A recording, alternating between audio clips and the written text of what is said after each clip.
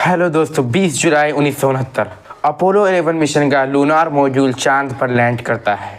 इसमें बैठे हैं astronaut Neil Armstrong, Buzz Aldrin. Landing के बाद नील आर्मस्ट्रॉन्ग दरवाज़ा खोलने की कोशिश करते हैं चांद पर उतरने के लिए।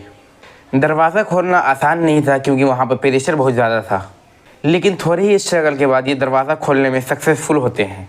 फिर ये भारी स्पेस सूट में चांद पर बाहर उतरने की कोशिश करते हैं। निकलने की जगह ज़्यादा नहीं थी, अनजाने में ऊपर से टकराकर लूनर मॉड्यूल का एक टुकड़ा टूट जाता है। दोनों को इसके बारे में कोई पता नहीं चलता क्योंकि वहाँ पर ना कोई हवा नहीं है, आवाज़ ट्रैवल नहीं कर सकती थी, वहाँ पर कोई आवाज़ नहीं सुनाई देती उन्हें। लेकिन ये टुकड़ा टूटा था, ये बहुत ही ज़रूरी पीस था। एक एसेंट इंजन आर्मिंग स्विच था। स्विच के बिना इनका लूनार मॉड्यूल वापस से टेक ऑफ नहीं कर सकता था। ये वापस धरती पर नहीं जा सकते थे। लेकिन इस बात से बेखबर नील आर्मस्ट्रॉन्ग लूनार मॉड्यूल से बाहर निकलते हैं और चांद पर कदम रखते हैं।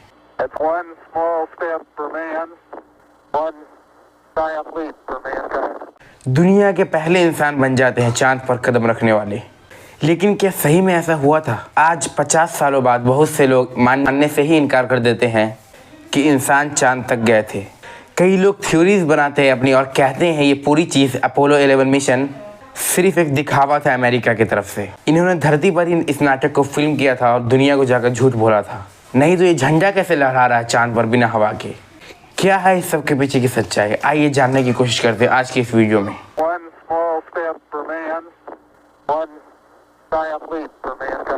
दोस्तों, शायद आप सुनकर ये बात हैरान हो जाए। स्पेसिफिकली कहा जाए तो एक कोल्ड वॉर अमेरिका और सोवियत यूनियन के बीच चलने लग रही थी। दोनों देशों के बीच में स्पेस में जाने की एक रेस चल रही थी।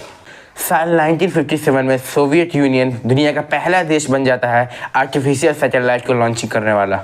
इसका नाम था स्पुतनिक और ये पहला मैन मेड ऑब्जेक्ट था जिसे धरती के ऑर्बिट में प्लेस किया गया था। अमेरिकन सरकार चौंक जाती है ये देखकर कि सोवियत उनसे आगे कैसे निकल गया।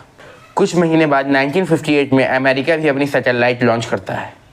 लेकिन 3 साल बाद 1961 में अमेरिका को एक और बड़ा झटका लगता है। सोवियत कॉस्मोनॉट यूरी गैगारिन पहले आदमी बन जाते हैं स्पेस में जाने वाले।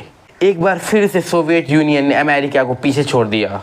इससे सिर्फ एक ही हफ्ते बाद जो प्रेसिडेंट थे अमेरिका के, जॉन एफ कैनेडी, वो अपने वाइस प्रेसिडेंट को एक लेटर लिखते हैं 20 अप्रैल 1961 को।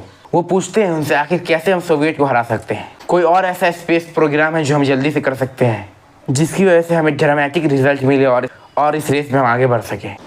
इसका जवाब इन्हें कुछ ही दिनों बाद मिल जाता है क्योंकि ये जल्दी रियलाइज़ कर लेते हैं इनका अगला बड़ा कदम होगा इंसानों को चांद पर भेजना।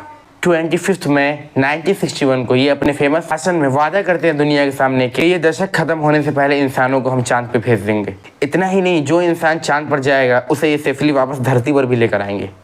बहुत से लोगों के लिए एक ये ना यकीन करने वाला अनाउंसमेंट था। दोस्तों, इमेजिन करो 1961 में ना कोई स्मार्टफोन था, ना कोई इंटरनेट था, जीपीएस की टेक्नोलॉजी तक नहीं थी, कंप्यूटर्स इतने पुराने हुआ करते थे और ऐसे ज़माने में वो प्रॉमिस करने लग रहे हम इंसानों को चांद पर भेजेंगे। इसके लिए ये अगले 5 सालों में 7 से 9 बिलियन डॉलर एडिशनल फंडिंग देते हैं। पूरी ये स्पेस एजेंसी सिर्फ ये एक से को कामयाब करने में लग जाती है। कुछ ही महीने बाद टेस्टिंग ऑलरेडी शुरू हो जाती है। सबसे पहले ये टेस्ट करते हैं उन रॉकेट्स को जिनका इस्तेमाल करेंगे ये धरती से बाहर निकलने के लिए। फिर टेस्टिंग की जाती है कमांड मॉड्यूल्स की, हीट शील्ड्स की, कि कितना ये गर्मी से बचा पाएंगे। 1963 से लेकर 1967 के बीच में कई सारे टेस्ट किए जाते हैं जो सारे अनमैन्ड होते हैं, यानी कोई इंसान नहीं बैठे होते रॉकेटों में जब ये टेस्टिंग कर रहे होते हैं। फरवरी 1967 में ये पहले मैन टेस्टिंग करने की सोचते हैं कि ऐसा टेस्ट जिसमें एस्ट्रोनॉट एक्चुअली में स्पेस क्राफ्ट में बैठ कर ऊपर जाएंगे। इस मिशन को नाम दिया जाता है अपोलो 1। लेकिन धरती पर ही हो रहे टेस्ट के दौरान 27 जनवरी 1967 को इनके केबिन में आग लग जाती है और जो 3 एस्ट्रोनॉट प्रिपेयर कर रहे थे ऊपर जाने के लिए वो तीनों मारे जाते हैं। इस दर्दनाक हादसे के बाद नासा हार नहीं मानता बल्कि अपने आगे के टेस्ट जारी रखता है।